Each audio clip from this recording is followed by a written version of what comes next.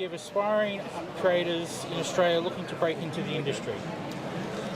Aspiring creators from Australia looking to break into the industry. I'd probably say that having an online portfolio is definitely, if you're an artist especially, is a good way of getting your work out there. Like when I first got in the industry, the internet wasn't as prevalent as it is now, and you used to have to, FedEx samples across overseas and catch the or physically go over to conventions over there and try and get an editor's attention to look at your work and get in the field. But now you can have an Instagram page or have your work online to some other platform, and editors are actively out there looking for talent, so they may stumble across your work online. But definitely being an Australian creator, I guess if you're trying to get into the industry, whether it's mainstream or as an indie, you have to also dedicate time to your craft, which can be hard if you're doing it sort of part-time. If you're working, you've got a job or you're studying and then you're just doing this as a side thing when you have time, it's very hard to find time to do it. And it's such a time-intensive job that we do. It's a lot of hours at the drawing board. For me, writers have it a little bit easier. They can write multiple titles each month, But basically, if you can, the more time you can put into the craft, the better you're going to be. The better product you're going to have. You're going to see your skill level increase. If you're just doing it every now and then, it's the same with anything. Like, it doesn't even have anything. Whether it's artistic or not, if you're not dedicating time to improving your craft, you're not going to get better. You've got to put in the hours to become a professional. Because when I got in the industry, I studied for 2.5 months in the Philippines under Will Pistachio, who's an American artist. Oh, wow. Yeah, he'd sort of semi-retired there, and he was helping a lot of the Filipino artists. And when I went there, I didn't know anyone. I wasn't studying. I wasn't working. All I did was for 2.5 months draw, and I saw my skill level just increase from one level to the other, and I knew I could get a job anywhere when I was finished with him.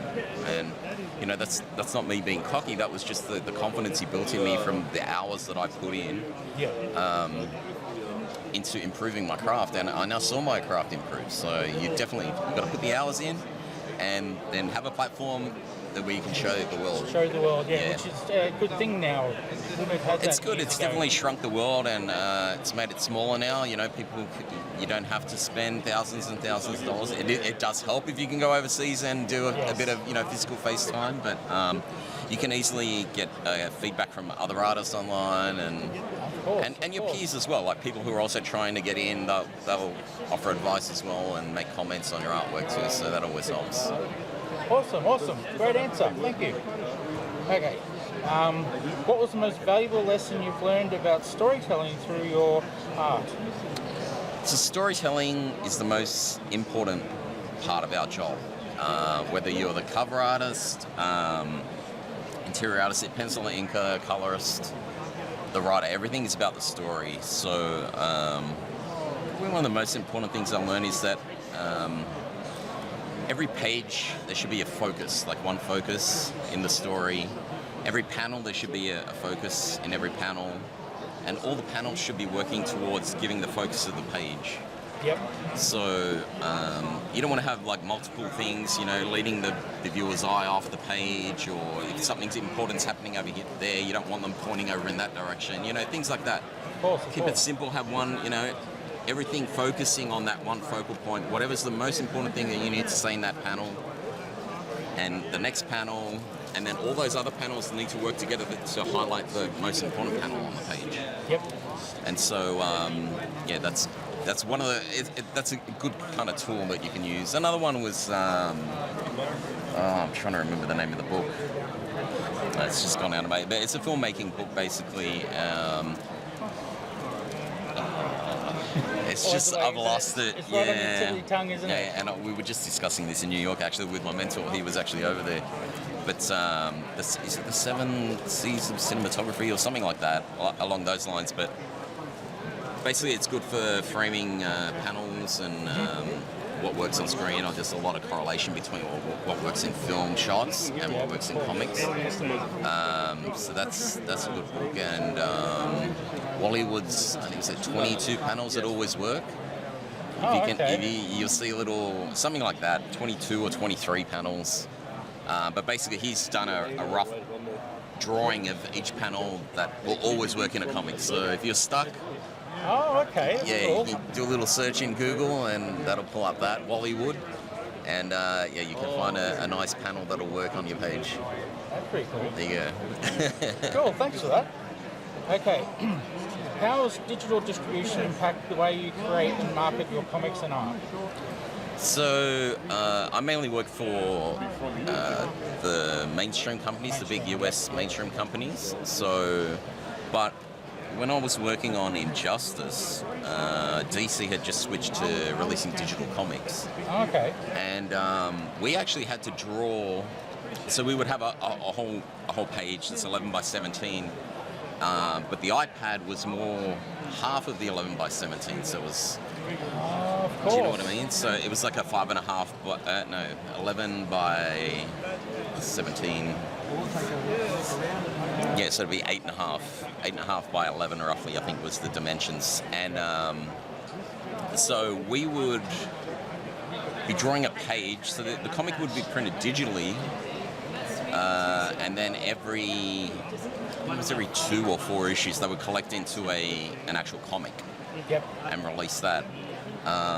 So those half chapters that we were doing were actually splitting the page in two, and then so we would work horizontally. We would have to make it work for the page, but we would also have to make it work in those iPad dimensions. And so we couldn't have long panels down the side which were cut in half, basically. Everything important had to fit in those 2 segments and work as a page as well. So that really changed things, didn't it? Yeah, it was a bit challenging, but that's what the brief was, and that's what we had to work with. So the other thing is we had to have RGB files for color and CMYK files for print. Yeah, of course. Because RGB can have some colors which won't print it won't properly. transfer over so well. It was basically we were doing 2 versions of the comic, Wow.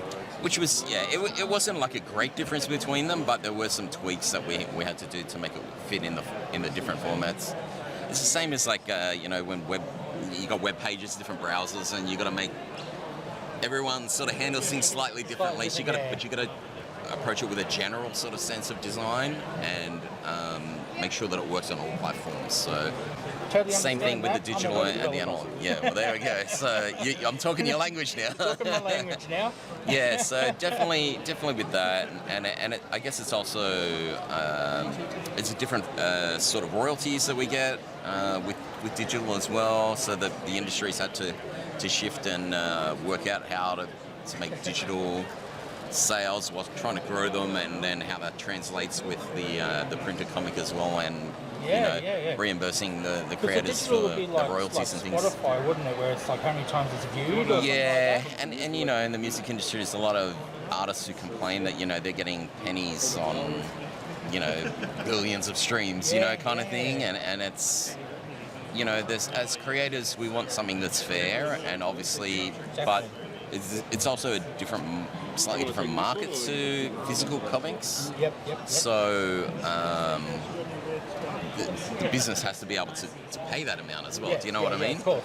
So it's been a learning curve for both the publishers and the creators, and the indie creators as well, and having to navigate that. But digital offers a lot of advantages where you're not having a lot of overhead costs with printing and things and distribution and all of those things. You can get them on a digital platform, and it's pretty easily accessible.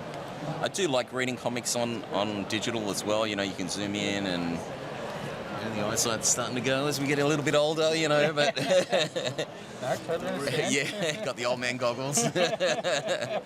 But Yeah, and also the richness of the colours and that, you got no reflections from the glossiness of the paper or anything like that, when you're reading. And it's portable. I don't have to carry, 5 trade paperbacks with me on the plane, you got digital issues you can read. Yeah, so one iPad.